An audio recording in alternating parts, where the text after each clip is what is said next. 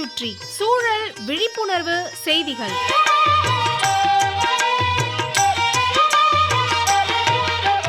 அன்புள்ள கிருஷ்ணமூர்த்தி ஐயா அவர்களுக்கு உங்கள் மாணிக்கம் எழுதும் மடல்.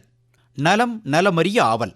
கதிரவன் சூரியன் உதிக்கும் திசை எதுன்னு கேட்டா உடன் கிழக்கு என்ற பதில் வரும்.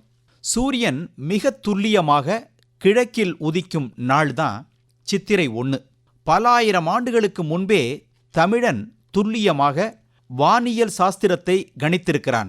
இந்து சமயம் சொல்லி வைத்த நமக்கு தெரியாத உண்மைகள் சித்திரை 1, ஆடி 1, ஐப்பசி 1, தை 1 இவற்றை நாம் விழாவாக கொண்டாடுறோம். ஏதோ ஒரு சடங்கு சம்பிரதாயம் பழக்கம்னு நினைக்கிறோம்.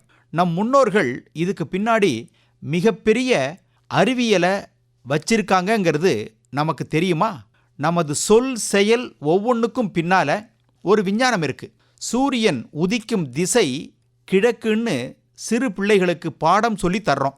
ஆனால் என்றாவது ஓர் அளவை வைத்து சூரியன் உதிக்கின்ற போது சோதித்திருக்கிறோமா? கிடையவே கிடையாது. சூரியன் ஒரு குறிப்பிட்ட நாளில் மட்டுமே மிகச்சரியாக கிழக்கே உதிக்கும். பிறகு கொஞ்சம் கொஞ்சமாக வடகிழக்கு நோக்கி நகர்ந்து ஒரு குறிப்பிட்ட புள்ளியில் மறுபடியும் தெற்கு நோக்கி திரும்பும். அதன்பின் மறுபடியும் ஒரு நாள் கிழக்கே உதிக்கும். அப்புறம் தென்கிழக்கு நோக்கி நகரும்.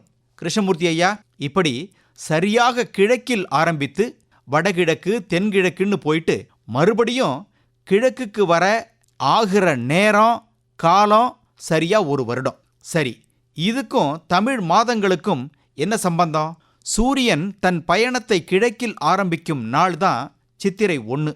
அறிவியல் விஞ்ஞானத்தில் இதை யூக்கினாக்ஸ் என்று அழைக்கிறார்கள். அடுத்தது சரியா வடகிழக்கு புள்ளி தான் ஆடி 1.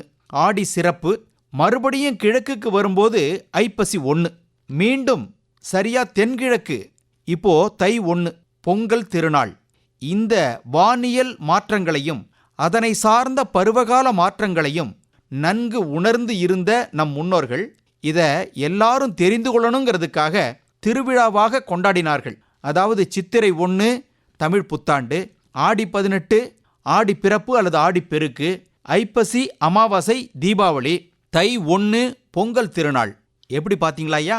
நமது முன்னோர்கள் தன்னிகரற்ற மாபெரும் அறிவாளிகள், புத்திசாலிகள், மகத்துவம் வாய்ந்தவர்கள்.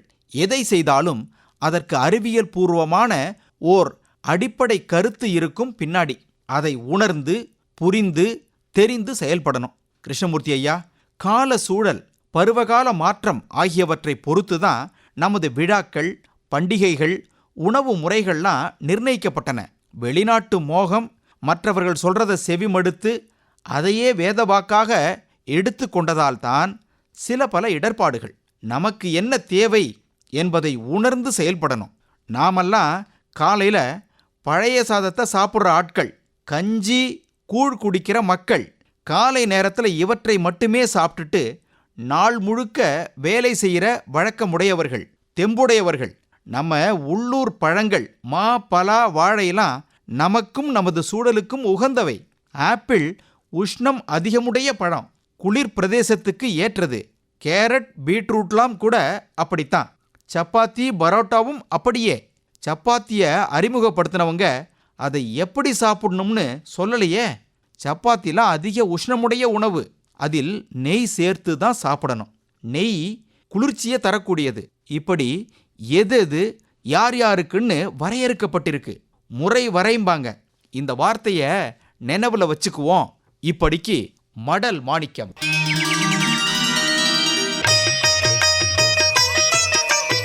நம்மை சுற்றி சூழல் விழிப்புணர்வு செய்திகள் கேட்டீர்கள்.